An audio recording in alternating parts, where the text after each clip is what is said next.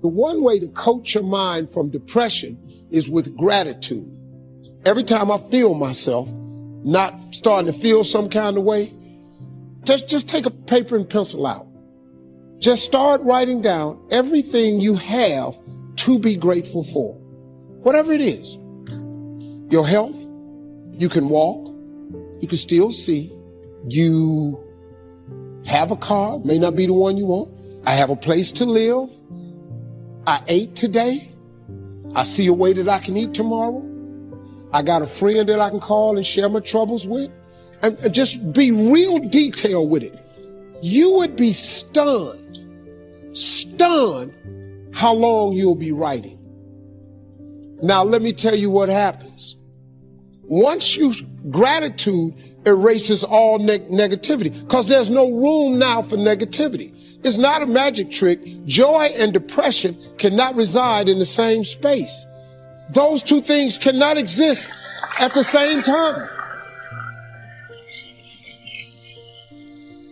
Also, what it does, it changes your focus from what you don't have to what you do have. Gratitude changes your perception. Your perception changes your existence. That's all you're trying to do. That's all you're trying to do. After you've done that, here's what I want you to do. Write a list after you make this list of everything you're grateful for.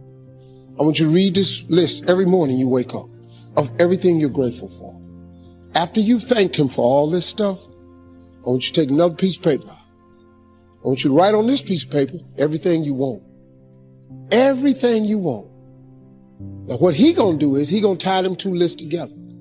So now since you showing me all this gratitude for what I've already done for you, remember I said the more grateful you are, the more stuff he'll give you to be grateful for? Yeah. He gonna take this other list you got and he gonna start putting it on this side.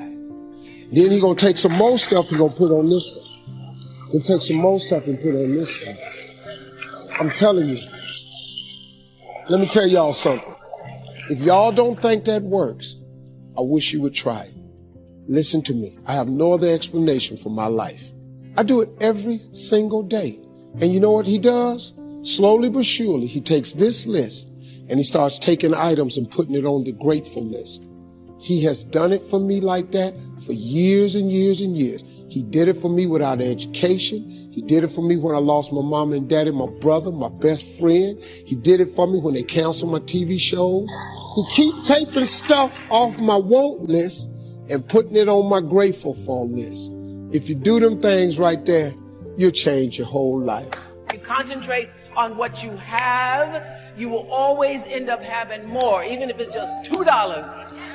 If you focus on what you don't have, you will never, ever, ever have enough. So 16 years ago, I started a gratitude journal, and I will have to say it was the single most important thing I believe I've ever done. So every day, for years now, I've written down 5 things to be grateful for. And you have to write them down. It's very different than just saying, oh, I'm grateful for today. You have to physically write them down because there's power in the words. Even simple things like fresh flowers or somebody holding the door open for me. So when you wake up in the morning and you consciously look for things to be thankful for, what happens is if you go through the day thinking about the 5 things that you're going to do in the evening, you are more alive and receptive to the goodness that comes in your life. Because sometimes it is as simple as somebody holding the door. So when you allow yourself to feel gratitude in the present moment, in the now, what I promise you is that the spiritual dimension of your life begins to change. It opens up, it expands, and you just grow with it. That is the truth. If I ever spoke the truth in my life, if you want to change your state of being, start to be grateful. The more you're grateful for, the more God will give you to be grateful for. Instead of complaining about what's going on, man, I got to go to work today. Man, I got these kids. Remember when you wanted a job? Remember when you wanted a baby? You know what I learned? You can't cry about what's on your plate when your whole goal was to eat. The moment you start showing God more gratitude, he'll give you more stuff. What he do is, he's not going to keep giving you stuff if what you got you can't handle already. You kill more blessings by not being grateful. That's the number one blessing blocker, lack of gratitude. I had a really good friend of mine. I went to lunch and he said, I don't know who this guy is here. And he goes, let me ask you a question. Right now, what are you grateful for? And at the lunch, I said, nothing, brother. There's nothing good in my life right now.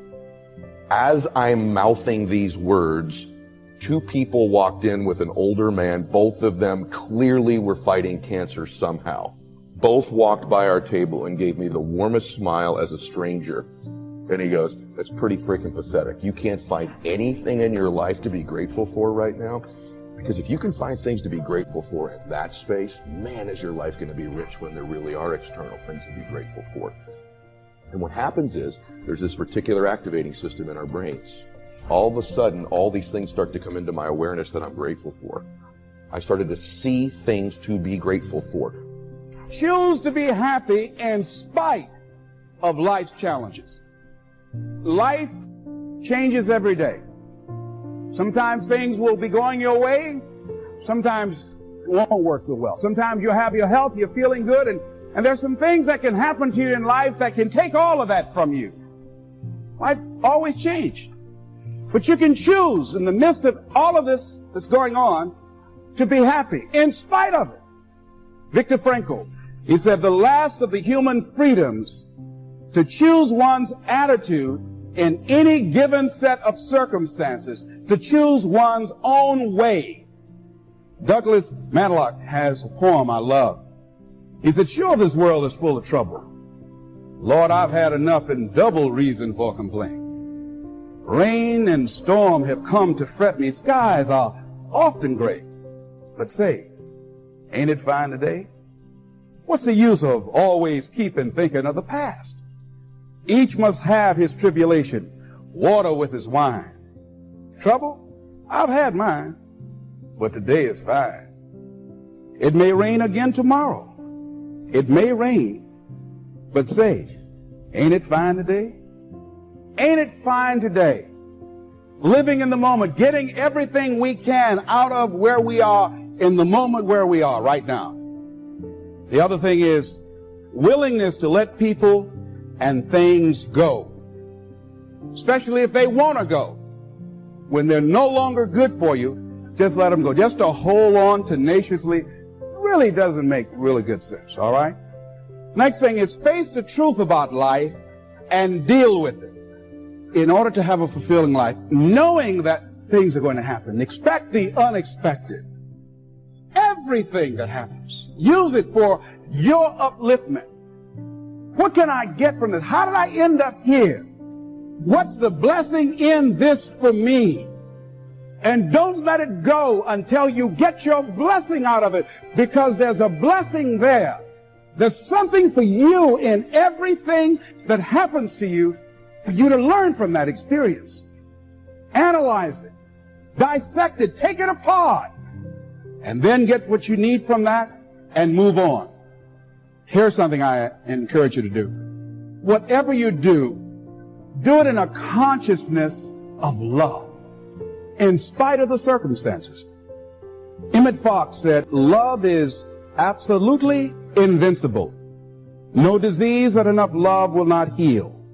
No door that enough love will not open. No wall that enough love will not throw down. It makes no difference how deeply seated may be the trouble, how great the mistake, a sufficient realization of love will dissolve it all. And he ends it in a scripture that says, God is love, and he that dwelleth in love dwelleth in God. Whatever work you have to do it lovingly.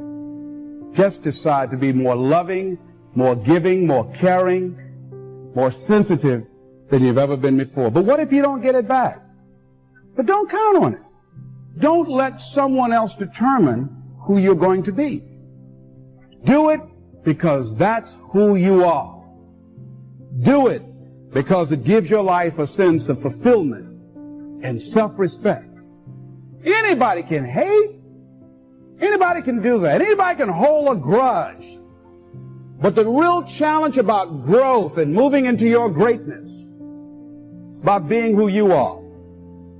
I say, as you look at life, as you go toward your goals and your dreams, spring forth with a mighty faith to start the business that ought to be started by you, to make the difference in our society that ought to be made by you. How is it that I can make the contribution that I showed up to give? And one last step, I think, in the area of self-fulfillment, you must live in a spirit of gratitude. There's so many things, ladies and gentlemen, that we take for granted. There are a lot of things that we need to be thankful for. There are big things, there are little things. I'm thankful for my children. I'm thankful for the life that I live and for the people who have enriched my life. You can't wait till you receive the promise. You have to thank God that the answer is on the way. Don't talk about how you feel. Say, thank you that I'm healthy. Thank you with long life you're satisfying me. In your finances, maybe you're struggling. All through the day, thank you that whatever I touch prospers and succeeds. Thank you that your favor surrounds me like a shield. When you thank God in advance for the answer, that's what keeps you encouraged. You're not going to stay determined if you're talking about how bad it is. God, you said you wanted me to be blessed, but my business is so slow. No, switch over into praise. Business may be slow, but Lord, I want to thank you that you prosper me even in a desert. Praise makes you strong. Praise keeps you moving forward. I'll thank God after business picks up, after I see the solution. So if you don't learn this principle to thank God in advance, you won't have the strength you need to wait for the promise.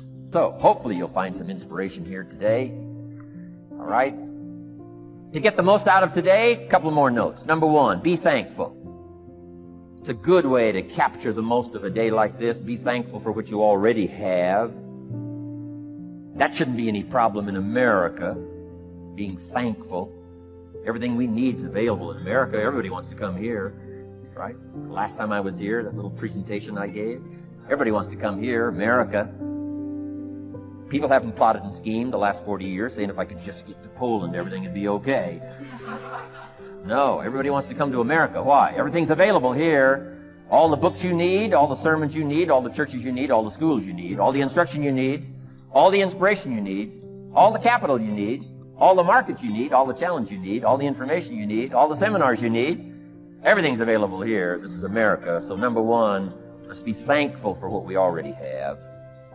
Thanksgiving does this. Opens up the doors, opens up the windows, opens up the channels. Thanksgiving for what you already have. I did a seminar one weekend up at the ranch, up at Clear Lake. Got a lodge up there. Nice setting, high valley, high serenity ranch. For the weekend, Friday evening, Saturday, Sunday. People drove in from around California. I got there late Friday afternoon. Everybody had pretty well already gotten there. I couldn't believe the parking lot. Continentals and Eldorados and Mercedes and Cadillacs. Unbelievable. Ferrari, one Rolls Royce. Unbelievable. I walked in, good-looking crowd about like this, sitting there ready for the weekend seminar. My opening remarks were, ladies and gentlemen, I think the rest of the world would find it strange that we have all come here this weekend to try to figure out how to do better. I think the rest of the world would say, I don't understand. Guy in his Rolls Royce saying, I got to get to the seminar, find out how to get another one of these.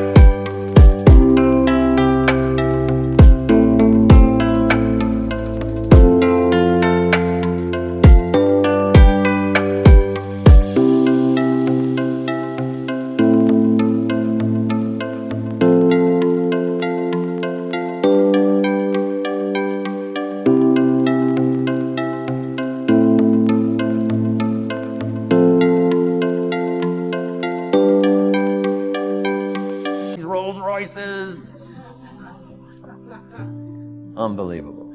Anyway, let's be thankful. Here's what locks up the doors and the channels to receive more: cynicism.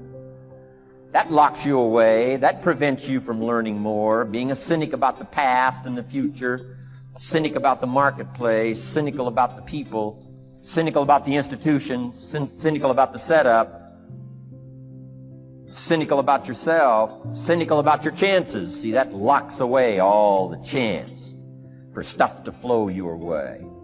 So, good advice, I think, today. Start off, be thankful. Here's number 2, listen well. That's going to be a challenge today. I understand that. It seems like most of, our life is still going on outside these 4 walls, right? Most of our life seems like it's all, continuing out there. Family and business and associates, market and economy and whatever else is happening in the midst of your life. And to sort of, pull your attention from what's going on out there and put it in here for just a few hours, I know is a challenge. But do the best you can. Listen well.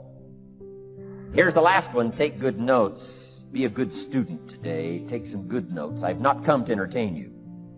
As you can tell by my opening joke, right? I would not make it in Las Vegas. So we don't have a dog and pony show today. No entertainment. But I do have some ideas. Take some good notes. Somebody showed me the other day notes that they took about 21 years ago, attending one of my seminars out in Los Angeles. He said, I still use these notes I took 21 years ago to help me in my business, relationship with my family. So I'd like to have these notes that you take today become that valuable for you. Then it would be worth me making the investment to come and spend a portion of my life, my time, my energy here. And I want this investment I'm making here today to pay off. And one of the ways it can pay off for me is for you to take good notes and then go away and use whatever makes sense. Because what I feast on coming back around is the stories out of this audience today. Sure enough, 6 weeks from now, 6 months from now, 6 years from now, somebody's going to, by phone, by letter, by personal contact, walk up to me and say, the things you shared that day got me thinking.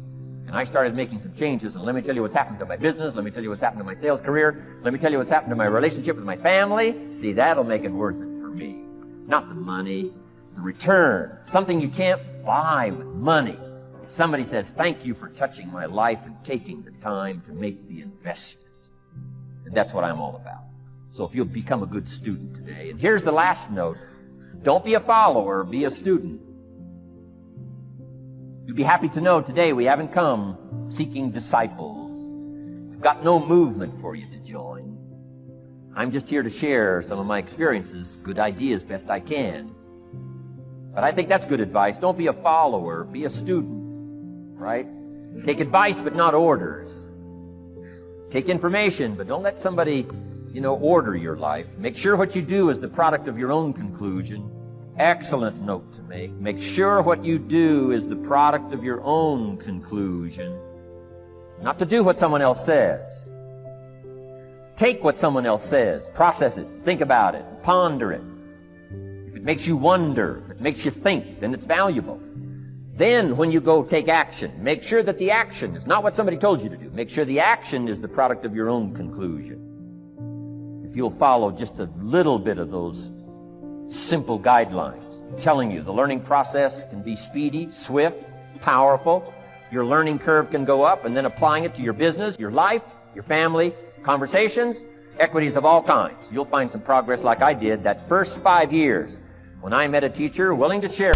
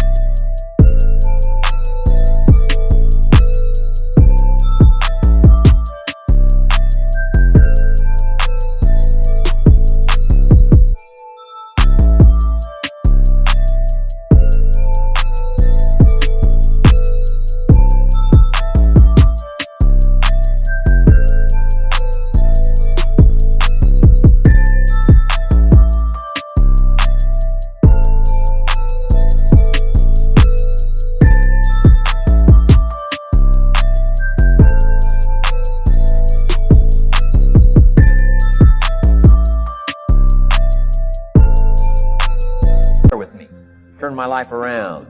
Progress I couldn't believe happened for me. Let's get started. I want to review, I was here last time and we talked about the 5 major pieces to the life puzzle. And I just want to review those because it lays such a good foundation for all the rest that I want to share with you today. We got a lot of subjects to cover, so we're going to go rather swiftly, okay? Put on your mental track shoes here and run with me today, because I'm going to deal mostly in concepts. Expect you to, fill in a lot of the details, because I've got a lot to share. I want to get through it all. But let's lay this foundation again of the 5 major pieces. Happens to be the title of my latest book. But I think it is so valuable in laying a foundation. It's some of the things I learned between ages 25 and 30. The teacher who taught me so well. He dealt in these fundamentals, we call these. Fundamentals. We call these basics. Basics for sports, fundamentals for sports, fundamentals for your business, fundamentals for the way you deal with your family, a few simple things, a few basic things that if you practice every day can make all the difference in the world, how it works out. I boiled it down to 5 major pieces to the life puzzle. Let's just review those. Number 1 is philosophy. Philosophy, as I taught the last time I was here, philosophy, in my personal opinion, is the major determining factor in how your life works out. Philosophy, the major determining factor in how your life works out. Philosophy. To form our philosophy, you got to think, got to use your mind, got to process ideas. And this whole process over a lifetime, starting way back here when we were children, schools that we've attended, our parents, our experiences, all this stuff that we've processed by the thinking process helps to develop our philosophy. And in my opinion, each person's personal philosophy is the major factor in how your life works.